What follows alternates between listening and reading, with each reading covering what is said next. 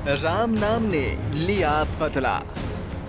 वैसे तो हिंदू धर्म में राम नाम का बड़ा महत्व है और भगवान राम को हम मर्यादा पुरुषोत्तम कहते हैं, लेकिन आज हम आपको ये बताएंगे कि राम नाम ने आखिर बदला कैसे लिया। गुरमीत राम रहीम जिन्होंने अपने नाम के अनुरूप कोई काम नहीं किया, ना तो राम के नाम पर और ना ही रहीम के नाम पर। अब देखिए इस देश की दुविधा, जहां भक्त अंधभक्ति में इस कदर लीन हो गए हैं कि उन्हें सही और गलत का फर्क ही समझ नहीं रहा। क्या कहें इन्हें, ये ना तो इंसान है ना ही जानवर, ये तो बस शैतान बनकर रह गए हैं। शैतानियत इतनी कि शैतान भी इनके आगे नतमस्तक हो जाए। आखिर हम क्यों इनको भगवान की तरह पूजते हैं जो इन्हें शैतान बना देते हैं। देखिए इनके भगवान की फहरिस्त, इनकी लिस्ट इतनी लंबी है कि अगर बनाने और बताने पर आए तो मेरे शब्द छोटे और कम पड़ जाएंगे। खैर, कुछ कारनामों पर आप भी अपनी नजरों से देखिए और सुनिए। माना जाता है कि गुरमीत से राम रहीम का गुरजंत सिंह, जो कि खालिस्तान लिबरेशन फोर्स का सदस्य है, उससे करीब का संबंध है। आरोप है कि छत्रपति ने साध्वी बलात्कार मामले को अपने अखबार में छापा तो नवंबर 2002 में उसकी गोली मारकर हत्या कर दी गई। यह मामला अभी फाइनल स्टेज में है।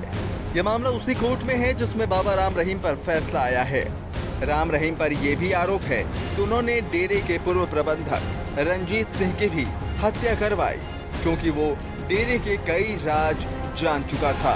रंजीत सिंह की 10 जुलाई 2003 को हत्या कर दी गई थी और तब इन दोनों हत्याओं में डेरा सच्चा सौदा का नाम सामने आया था। बाबा पर 400 साधुओं को नपुंसक बनाने का मामला भी दर्ज है। डेरा में ये कहकर साधुओं को नपुंसक बनाया गया था कि नपुंसक बनाए जाने से वे लोग डेरा प्रमुख के जरिए प्रभु को महसूस कर सकेंगे। साध्वी यौन शोषण मामले पर फैसला सीबीआई अदालत ने दे दिया है। तो देखा आपने कैसे ये ना तो अपने नाम के अनुरूप राम को ना ही रहीम को अपना सके। आसाराम बापू कहने को तो इनके नाम में राम है, लेकिन राम नाम को बदनाम करने में इन्होंने कोई कसर बाकी नहीं छोड़ा।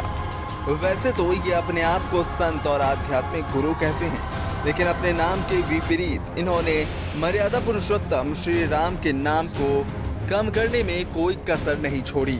आसाराम पर आपराधिक मामलों की फहरिस्त बहुत लंबी है।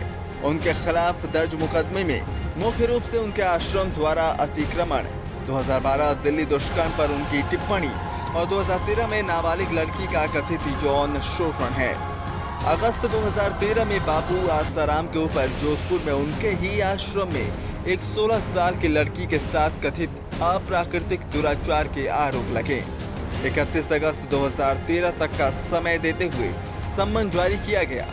इसके बावजूद जब वे हाजिर नहीं हुए तो दिल्ली पुलिस ने उनके खिलाफ भारतीय दंड संहिता की धारा 342, गलत तरीके से बंधक बनाना, 376 बलात्कार, 506 आपराधिक हत्याकांड के अंतर्गत मुकदमा दर्ज करने हेतु जोधपुर की अदालत में सारा मामला भेज दिया।